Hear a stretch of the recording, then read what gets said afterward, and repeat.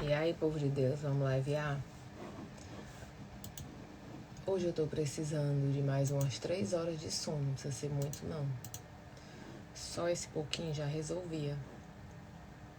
3 horinhas de sono a mais na minha vida fazia um bocado de diferença.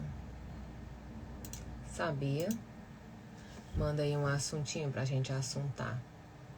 Que eu gosto de quê? De assuntinho. Assuntinho. Por quê? Porque sim. Warcta, pastas. Gosto de assuntinho. Manda um assuntinho. O que vocês arrumaram de treta de ontem pra hoje? Nada, não é possível. Não é possível. Tell me why. Tell me why.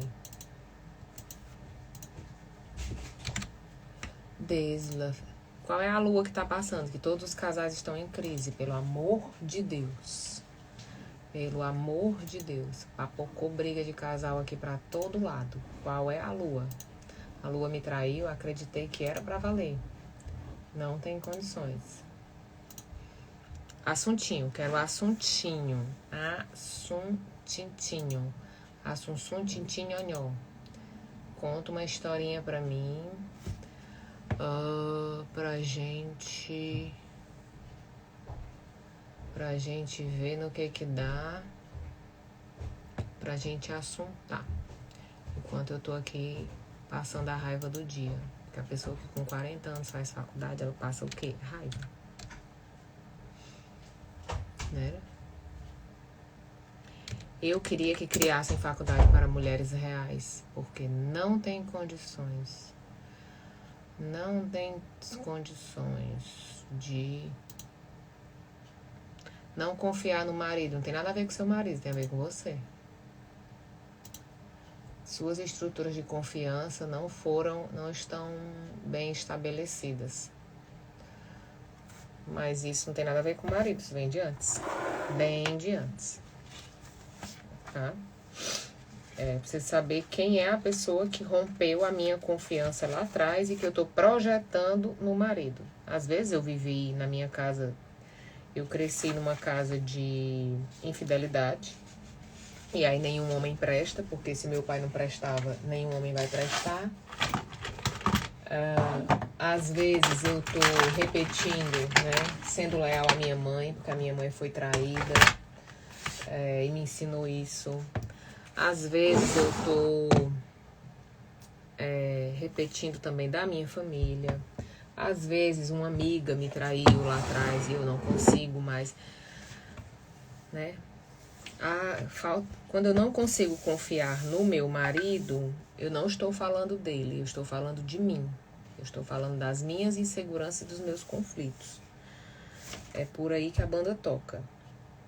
O marido, ele só é o espelhamento das minhas inseguranças e dos meus conflitos. Tá certo? Eu vou ter desconfiança de outras relações também. Se eu não conseguir confiar na pessoa que eu divido a minha cama, que eu divido a minha vulnerabilidade, que eu divido as minhas doenças e os meus segredos, eu não vou conseguir confiar em mais ninguém. Tá certo? Mas é mais ou menos por aí que a banda toca.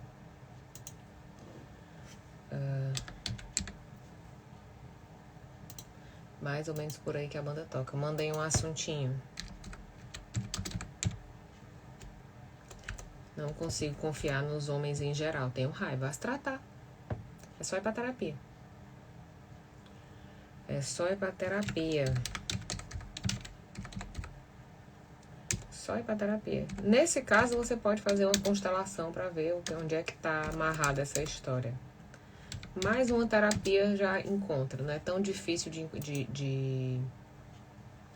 de achar o porquê disso não, né? Eu sempre falo que se você só bebeu lama na vida, quando você bebe água pura, ela não tem sabor, porque você está acostumado a beber lama.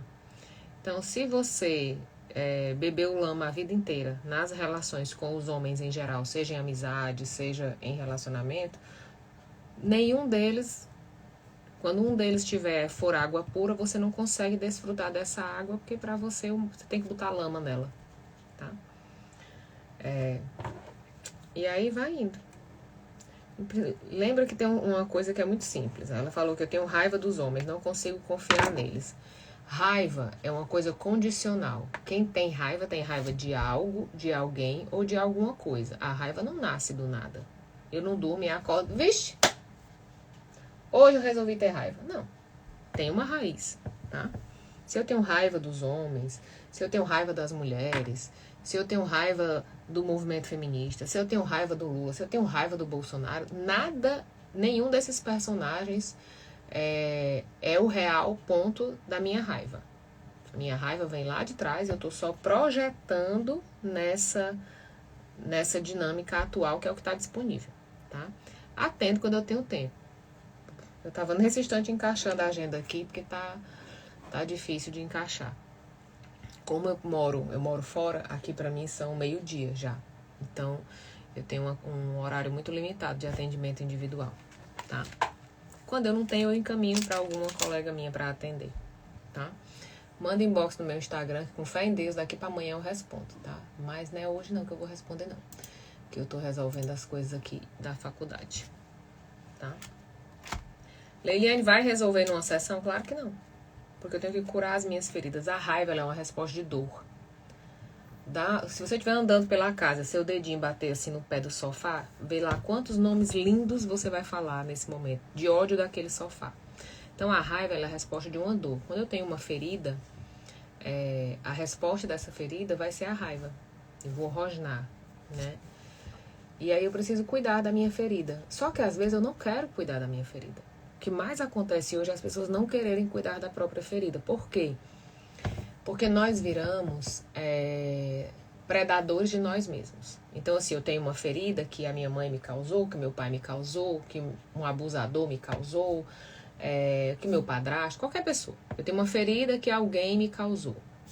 Durante essa ferida, eu esperava que alguém cuidasse de mim. Fosse a minha mãe, fosse o meu amigo, fosse meu pai, fosse meu irmão, alguém tinha que cuidar de mim. Essa pessoa não cuidou, ela não estava disponível para cuidar de mim naquele momento.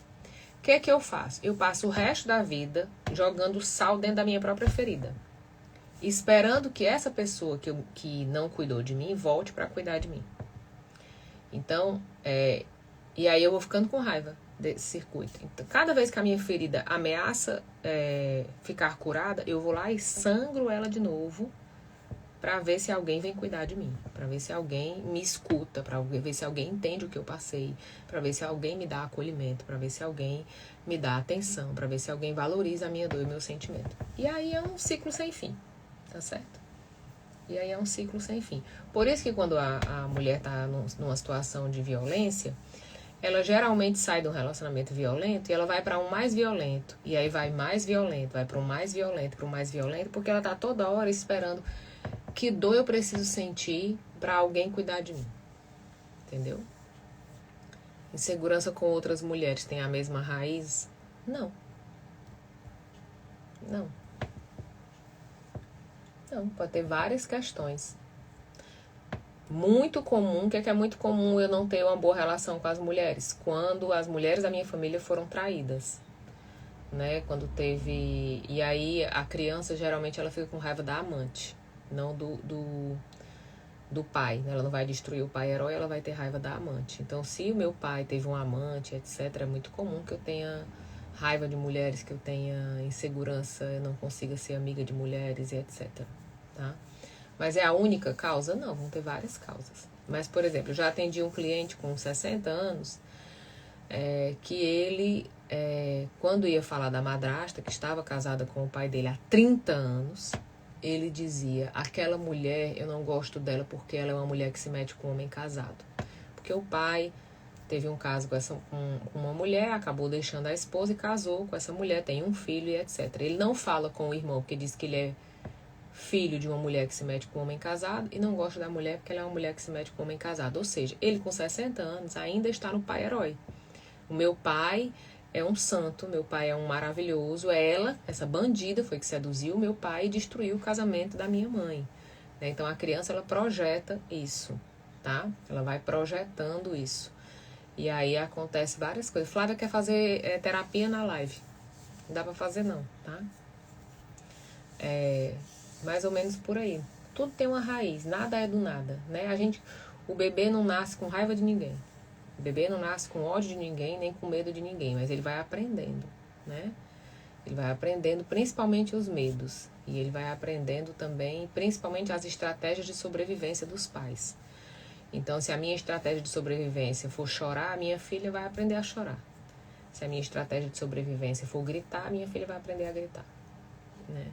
Então, os filhos aprendem os medos dos pais e aprendem as estratégias de sobrevivência. Quem consegue potencializar uma criança num sistema são os avós. Os avós são quem melhor dá força. Você conhece um menino criado por vó, ele tem força para tudo. Ele desbrava o mundo. Uma criança criada pela avó, ela é muito desbravadora, ela é muito confiante de si, né? O mundo pode achar ela mimada e etc, mas ela é muito confiante de si. Quando os filhos não têm contato com os avós, eles ficam mais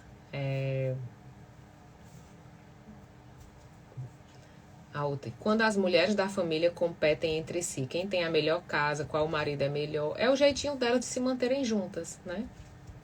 Elas não conseguem conversar de outro lugar. Elas foram doutrinadas a isso. Elas foram doutrinadas que o único relacionamento que existe entre mulheres é a competição. Então, para que elas continuem juntas, para que elas continuem ligadas, elas vão repetir esse padrão de competir. Tá? É o idioma que elas sabem falar esse. Elas não sabem falar outro idioma. Fica perto de uma pessoa que reclama, pra tu ver. Ela não sabe falar outro idioma. Então, toda família, todo sistema, ele tem uma linguagem própria. Ele tem um elástico que junta eles. Que quando eles começam a se afastar, o elástico puxa de volta. Sabe? Quando eles começam a esticar, puxa de volta. Então, uma família que tem mulheres que competem entre elas, quando o elástico começa a voltar, puxa de volta. Tem família que se conecta pela traição. Por exemplo, quando uma mulher é traída, tá todo mundo protegendo ela. E o casamento ficou bom, todo mundo se afasta dela. Tem aquela que não pode casar, que se ela tiver casada, todo mundo se afasta dela. Quando ela tá solteira, todo mundo aproxima e cuida. Então, cada família vai ter a sua linguagem e vai ter o seu elástico. Esticou muito, ele puxa de volta. Vai estar sempre nesse mecanismo, tá? E isso é um idioma, por isso que eu falo tanto de comunicação. Porque a gente aprende a falar o idioma da nossa família. A gente aprende a falar o idioma do pertencimento, que faz a gente pertencer àquela família. E isso restringe as nossas relações. Se a gente não souber falar outro idioma, que não seja o idioma da nossa família, a gente só repete. Então, por exemplo, ontem eu atendi um rapaz que ele tem o idioma da perseguição. Todo mundo, ele olha para uma pessoa e diz, eu não gosto dessa pessoa. Por quê? Porque eu acho que ela tem cara disso, eu acho que o outro tem cara daquilo, eu acho que o outro tem cara daquilo, eu acho que o outro tem isso, o outro tem... Todo mundo é malvado. Todo mundo é malvado, todo mundo persegue ele. Se a camisa que ele tá vestindo é ruim, a calça tá mal costurada, o sapato é ruim. Ou seja, ele reclama uma dor. Ele reclama dores o tempo todo. Né? Dores de quê? O que é que ele tá me dizendo quando ele diz tudo isso? Que ele tem muitas dores. E que ele tem a dor de olhar para o outro e o outro fazer mal para ele. E ele tem a dor de confiar e a coisa não acontecer. Isso vem lá de trás, ele não nasceu reclamando da roupa, ele não nasceu projetando que todo mundo é mal, que fulano tem essa cara, tem aquela cara, Não, ele foi aprendendo assim, né? E aí eu falei pra ele, tá, mas assim, você consegue falar outra coisa que não seja uma reclamação? Você consegue olhar pra alguma coisa e gostar e dizer que é bom? Não, claro que não. É a mesma coisa que eu pedi pra alguém começar a falar japonês aqui do nada. Entendeu? É um treino, você vai precisar se organizar para se relacionar de outro lugar, para desenvolver uma outra linguagem, para trazer, né, outras relações. Quando você não aprende, fica ali, naquele circuito. Isso é para tudo, gente, isso é para tudo. Por exemplo, eu sou do Ceará. Lá no Ceará tem muitos humoristas, né? Todo mundo no Ceará é humorista. Existem os humoristas que conseguem desenvolver a comunicação e fazer humor no Brasil inteiro. Eles continuam com o nome Ceará, mas eles conseguem fazer humor pro Brasil inteiro. Existem humoristas que não, que vão passar a vida no Ceará fazendo o show que ele consegue pro cearense. Por quê? Só quem consegue achar graça do que ele diz é o cearense. Porque só quem entende o dialeto que ele fala é o cearense. E assim seguimos. Quer ver quem tem essa comunicação? O Ciro. O Ciro daria um excelente político se ele aprendesse a falar com o Brasil, mas ele continua falando só com o Ceará. Então, no Ceará, as pessoas gostam dele, fora do Ceará ninguém gosta. Por quê? Porque a linguagem dele, se você for ver as entrevistas que ele dá, se você for ver o cara pergunta assim, mas o que é que isso quer dizer? Mas o que é que isso quer dizer? Ou seja, ele fala o dialeto. Ele fala tanto no jeito do cearense como no dialeto do cearense. E aí ele não consegue expandir, né? Ele é um político muito respeitado lá, mas ele não consegue expandir para o Brasil, porque ele não consegue falar um idioma que o Brasil inteiro entenda, né? Quem foi que fez isso muito bem? O Whindersson. O Whindersson nasceu no Piauí aqui na barriga, mas ele faz humor pro Brasil inteiro, ele não faz humor só pro Piauí, porque ele aprendeu a se comunicar para o resto do Brasil, entende? Então, nas famílias acontece isso. Se eu não aprendo a me comunicar com os outros sistemas disponíveis, eu vou repetir os padrões da minha família no meu trabalho, no meu casamento, em tudo, porque é o único jeitinho que eu sei. É o único jeitinho que eu sei. Então, eu vou tratar o meu chefe do jeito que eu trato meu pai. Eu vou tratar o meu supervisor do jeito que eu trato a minha mãe. Eu vou tratar o meu marido do jeito que eu tratava meus irmãos. Entende? Eu não consigo expandir as minhas relações. Não consigo porque eu só sei ser daquele jeito, né? O Gabriela, eu nasci assim, eu cresci assim. E não funciona assim, né? Não funciona assim. Tá, manda aí um assuntinho que eu vou embora. Já tô com 20 minutos de live, eu tenho que escrever um e-mail aqui. Urgente, porque meu dia tá curto, graças a Deus. Eu sempre falo, gente, a agenda lotada é bom, mas você não faz nada, você fica só de um cliente pro outro, nessa vibe. Não sei qual a lua que passou da semana passada pra cá. Todo mundo abriu a caixa de Pandora, todo mundo procurando consulta. Ai, você é muito importante, você não tem horário? Não tenho horário.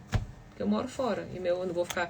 Antigamente eu atendia 2, 3 da manhã. Que tipo, 5 horas no Brasil, hoje, pra mim vai dar meia-noite, 5 da tarde, certo? Então eu ficava atendendo. Tipo, a pessoa vinha pra terapia 7 da noite e eu ficava aqui, pendurada na internet. Cara, eu tô velha, não consigo mais. Não consigo. Eu vou dormir meia-noite, 1 hora da manhã, passo 3 dias ruim pra recuperar. Não consigo mais. Então só atendo dentro do meu limite. Beleza? Vou embora. Vocês não mandam assuntinho, eu vou embora. Vou escrever meu e-mail para o meu belíssimo coordenador da minha belíssima graduação. Porque a ideia de Jerico fazer faculdade depois de velha. Não dá. Gente, não dá. Quando eu morava em São Paulo, eu fazia presencial. Eu queria só que eles tomassem banho. Não precisava de muita coisa. Bastava eles tomar banho para a escolinha. Tinha que sentar na primeira cadeira. O Marçal tá eleito, né? Eu já fiz live sobre o Marçal. O Marçal pegou as pessoas, assim, num lugar e ele conseguiu distrair os concorrentes. Ele conseguiu manobrar os concorrentes de uma maneira que é o seguinte: ao invés do que é o que o Maturana fala, né? Quando eu tô em competição, eu não faço o que é bom pra mim, eu faço o que atingir o outro. O Marçal conseguiu gerar neles todos o mesmo sentimento. Todos odiamos o Marçal, vamos derrubar o Marçal. E o foco deles, ao invés de ser fazer a própria campanha, trazer as próprias propostas e crescer, está sendo o quê? Tentar derrubar o Marçal. Então, a única pessoa que fala o que o povo quer ouvir, na linguagem atual, é o Marçal. Entende? Então, ontem eu falei sobre isso, né? Que um fala politiquês, o outro é prolíxico, e o Marçal tem um time. Ele pega uma palavra e mete uma. Ele pega outra palavra, ele tem um time da escuta. O Marçal tem um time da escuta. E eu sempre falo, você quer ser bom no mercado, aprenda a escutar. Ele tem um time da escuta, não é da fala. Ele pega a hora certa para falar. Ele pega a hora certa, a palavra certa que a pessoa disse, ele engancha e vai. Entende? Então ele conseguiu distrair muito bem os concorrentes dele. E aí ele se transformou no mártir, né? No inimigo comum, onde se a gente está na era da rede social, na hora que uma pessoa é ameaçada na sua rede social, todos vão se unir para protegê-lo. Todos. Então eles transformaram o inimigo comum no mártir. Mesmo esquema que o Lula fez. Mesmo esquema do Lula. Mesmo. Ontem eu peguei um corte dele, eu postei aqui no meu stories, que ele fala, né? Tem 3 leis quando você vai trabalhar com dinheiro na comunicação, principalmente na política. Dinheiro para rico é milhão, para empresário é imposto, para pobre é salário. Tá certo? Aí tem um corte dele, que eu acho de 30 segundos, que ele fala os 3. Ele fala de milhão, que ele é milionário, ele fala de imposto, e ele fala que ele, né, vai arrumar um emprego para ele agora de prefeito e vai dar emprego para os outros. Então, num cortezinho de 30 segundos, ele mata 3 coisas que são a comunicação que a galera quer ouvir que os outros não estão fazendo. Só isso. Só isso. E outra, tem uma comunicação, a gente precisa estar atento a uma coisa. Tem uma coisa muito grave acontecendo no Brasil, muito grave, que é o termo nazista sendo utilizado como âncora para gerar conflitos. Vou explicar. Desde as eleições passadas, que começou uma história de esquerdista, de feminista, de comunista, abortista, ser jogado todo mundo no mesmo pacote, certo? Por quê? Porque quando eu falo qualquer uma dessas palavras, no teu cérebro vai puxar a memória da palavra nazista. Ou seja, você passa a odiar essas pessoas sem nem saber por que você odeia, porque foi buscar lá atrás. Isso é uma técnica antiguíssima de PNL, tá? Então, quando um candidato se refere ao outro como esquerdista, como abortista, como feminista, qualquer ista, ele está usando isso para buscar essa âncora em você, para gerar em você um inimigo comum, né, uma raiva comum a essas pessoas. Esse cara é bom e todos esses outros são ruins, tá? Então, isso é muito perigoso. Isso está sendo muito perigoso. Foi isso que gerou tanta violência, né, nesses conflitos de eleição que aconteceram e que continua acontecendo. Por que se evocou tanta violência? É por causa da arma? Não. Porque se evocou esse ódio comum que todo mundo tem, esse sentimento contra que todo mundo tem, nesse sufixo da palavra, né, e que está sendo utilizado como manobra. Então, se você não estiver atento, você cai nessas conversinhas todas, tá? Conheço muita gente que caiu. Muita gente, né? E que é usado mesmo até para o movimento do Bolsonaro, que é o bolsonarista, né? Tem o bolsonarista, tem o esquerdista, todos essas nomenclaturas não estão sendo usadas à toa, tá? Elas estão sendo bem organizadinhas, tá? Vambora. Passou meu tempo. Cheiro.